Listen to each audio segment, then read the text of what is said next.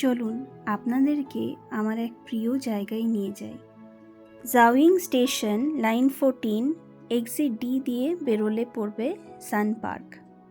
বিশাল জায়গা জুড়ে এই পার্কটি অবস্থিত, তাই যারা বেশি হাঁটতে পারেন না তাদের জন্য আছে এই 4 সিটার আর 2 সিটার ইলেকট্রিক কার্স। এছাড়াও এখানে সাইকেলসও রেন্ট করা যায়। কিউআর কোডের মাধ্যমে ই কার আর সাইকেলস রেন্ট আউট করা হয়।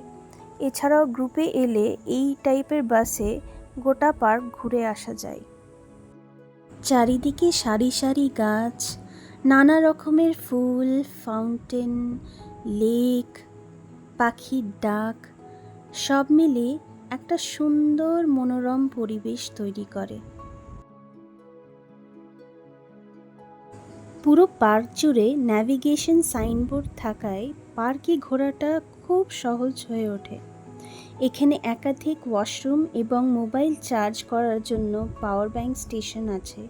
নিজেদের ব্যাগ বা জিনিসপত্র নিরাপদে রাখার জন্য রয়েছে স্টোরেজ বা লকার সুবিধা। এছাড়াও একাধিক ছোট খাবারের স্টলস থেকে শুরু করে কফি আর ড্রিঙ্কসের ভেন্ডিং মেশিনসও রয়েছে। পার্কটি একটি প্রাণবন্ত মিলন মেলা, যেখানে সব বয়সের মানুষেরা নিজেদের মতো করে আনন্দ খুঁজে পায়।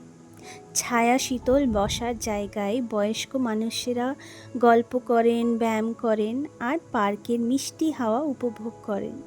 এর পাশে সবুজ মাঠে তরুণেরা খেলাধুলো করে, কেউ বা প্রি ওয়েডিং শ্যুট করতে আসেন এবং পরিবারগুলো লেকের ধারে টেন্ট লাগিয়ে পিকনিকের আনন্দ নেয়। অন্যদিকে শিশুদের কোলাহলে ভরে ওঠে amusement park.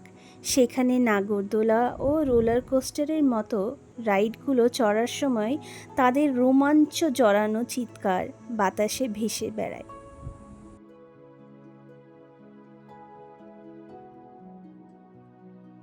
পার্কটিতে baseball, football, volleyball, tennis কোর্টেরও সুবিধা রয়েছে, যেখানে তরুণ থেকে প্রবীণরা খেলাধুলোর মাধ্যমে তারা নিজেদেরকে ফিট রাখেন।